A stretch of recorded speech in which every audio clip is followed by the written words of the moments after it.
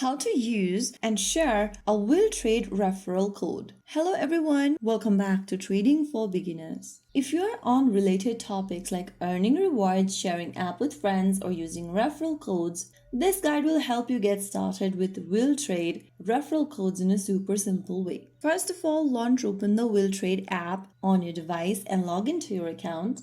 Once you're inside the home page of WillTrade, go ahead and click on My Account at the bottom right corner. After you open up the My Accounts tab, go to the very top and right underneath your username, you'll see the referral code option. Tap the copy button to copy the referral code and then click on Copy Referral Code to copy the code in your device's clipboard. If you want to share the referral code, tap the copy button and choose Share Referral Code option. Then you can copy the link by tapping on Copy Link and share it on any social messaging platforms. You can also post it online or directly with your friends via SMS app or even email accounts. When someone signs up using your code, you may earn rewards too. So that's how you can use and share a WillTrade referral code. It is a simple way to earn a little extra while helping your friends get started too. If you found the video helpful, don't forget to like, share, and subscribe to our channel. I will see you again in the next video. Stay tuned and thanks for watching.